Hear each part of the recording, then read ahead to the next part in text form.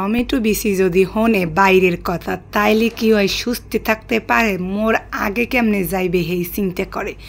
আর যদি বাইরে যাই বাই মই যে কি খুশি ওই কারণ কি জানেন, বাইরে গেলে তো আর আব্বু আমাদের সাথে থাকে। তো মোর এই টমেটো বিচি মোর কোলে আইবি না, যত কষ্ট হোক আর আব্বু মোর কোলে দিতেই পারবে না। ওকে আম্মু তুই তো তোর মার কোলে যা, কিন্তু কোনো কাম হইবে না, ওই ধান ভ্যাটকাইতেছে মানে মোর কোলে দেবে করে, কিন্তু এত তো কোনো কাম হইবে না। তো যাই হোক, আসসালামু আলাইকুম, আম্মেরা হগলদি কেমন আছেন? মই তো আলহামদুলিল্লাহ ভালোই আছি। তো দেন বাজারে আইয়ে পড়ছি, কাঁচা বাজারও করবো। আর এই শীতকাল আইছে, এই শীতে যদি একটা জিনিস না খাই তাইলে কি হয় বলেন? আমরা হইছি মানে আমরা আবার একটু সাধু কেন মুই ফুটাইতে গেছি কন দিই মুই কি সাধু কথা কইতে রি, মুই তো শুদ্ধ কথা কইতেই পারি না, কেমনে কয় মুই তো হ্যাঁ জানিও না। তো যাই হোক মোটামুটি পারি, ও তামনাগুলোকে একটু দুষ্টেমি করলাম। তো মোরা যদি এই শীতে এই জিনিস না খাই তো মোরা তো বাঙালির নামে কলঙ্ক, বাঙালির খাতা দিয়ে তো নামই উঠতে যাইবে।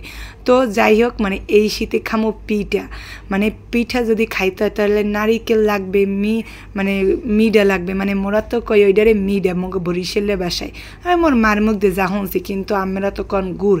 যাই হোক মিডে আপনারা অনেকেই জানবেন না, আমরা হগলডি নাও জানতে পারেন, এর লাগে এবার গুড় কইয়ে দিলাম। দেখেন কি জিনিস বানাইতেছে, কত ঢং সং মই করলাম, মানে বাফা পিঠা বানাম। আর এই বাফা পিঠা যে আমার কি পছন্দ, মোর তো ভীষণ পছন্দ, মোর যে কি ভালো লাগে। মই প্রায় সন্ধ্যার সময় নাস্তা হিসেবে এই বাফা পিঠাটা বানাই এই শীতকালে। আর মোর মাইয়ে তো এখন 2 বছর বয়সে এখন টুকটাক খাইতে পারে, মোর মাইয়েরও এক্সের পছন্দ বুঝছেন।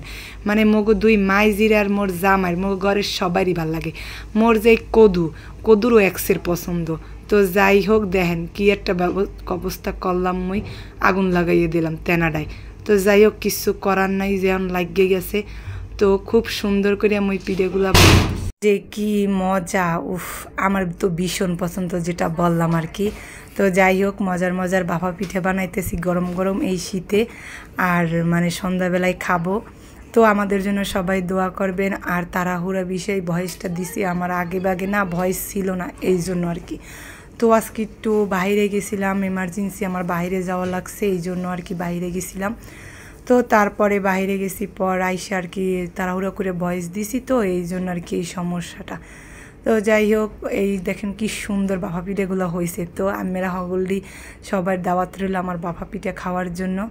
আর মোর তো এখন একালা আরামে শুয়ে শুয়ে চিতাইয়ে বাফা পিঠা খামে এই আর কি। তো বয়সটা কেমন হয়েছে কইতে পারি না, আনালি বিনালে কথা কইছি বুঝছেন, এই আর কি। একটু শুদ্ধ হয়েছে, একটু মানে বেশি এককালে শুদ্ধ ফুটাইছে। আবার আমার বরিশালের ভাষা কইছে, আমার বরিশালের ভাষা প্রাণের ভাষা, এইটাই আমার ভালো লাগে। তো নিজের বাসায় যদি পিঠে বানানো যায় না, মিঠে একটু বেশি দিলে ভালো লাগে। তো আসসালামু আলাইকুম।